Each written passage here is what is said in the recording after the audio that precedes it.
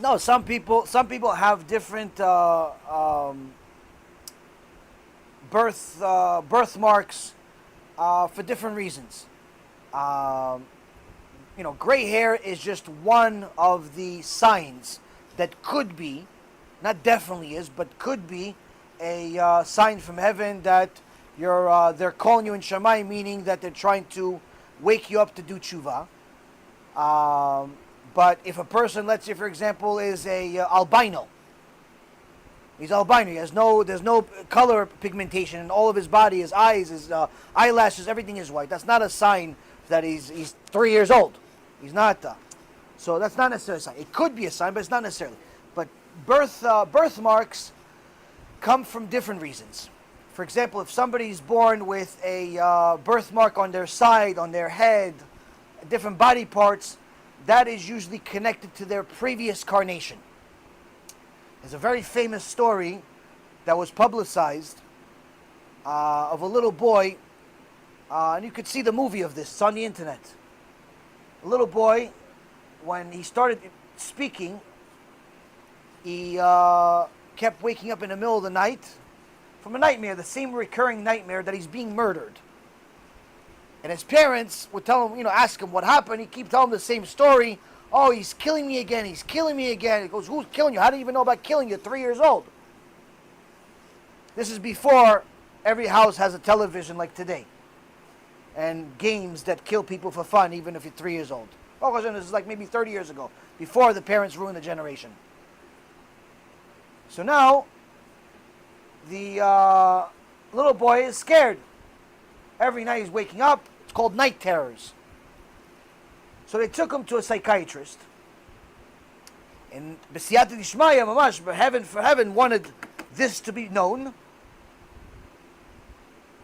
This specific psychiatrist was an expert in the field of trying to follow people that have memories of their previous life.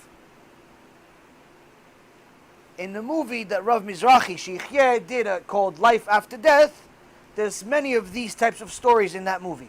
You go to his website, divininformation.com, and you go Life After Death. There's a 2.5, 3 hour movie there. Very, very interesting. Anyway, so now this boy went to this doctor, and the doctor says, okay, tell me about your dream. And he starts telling him about the dream. And he says, do you remember who did it? He goes, yeah. He goes, what's his name? He tells him the name. He goes, do you remember where it was? He goes, yeah. It was in this country. And the parents are confused. Like, how does he know this country exists? It's in India. We are in Europe. The kid has never been to India. How does he even know the name of this country? How does he know the name of the city? So the doctor says, let's follow him. Let's follow the story. Let's track the story. Can you take us to where it is? The boy says, yeah. Take me to this specific city. They all get on a plane. They go to that city in India. He tells them, take me to this city here. Take him to the city. Okay, take me to the woods in that particular city. They go to the woods. Let's go inside the woods. The parents are following this little boy, 4 years old at this time, into the woods. They're walking. The kid stops. Everybody stops. No. You tired? No. He goes, I'm here. He goes, what do you mean here? He goes, I'm here on the ground. They start digging.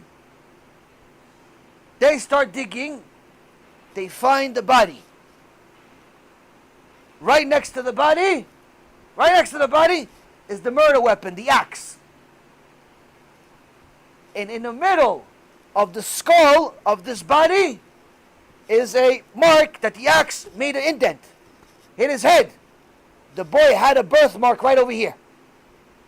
Right where the axe hit his previous carnation. They tell the cops. One of the cops was clever.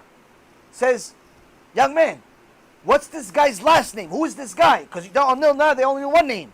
What's this guy's name? They look at the database, this guy's still alive. They go to the guy admits it. He goes, yeah, I did it. Shtabach Shemolad.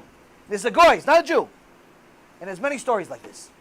So people that have birthmarks, it's a connection to their previous carnation.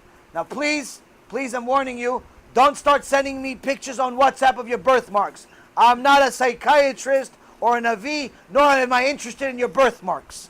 But Hashem gave it to you for a reason. It's not for no reason. Everything is done for a reason. Next question.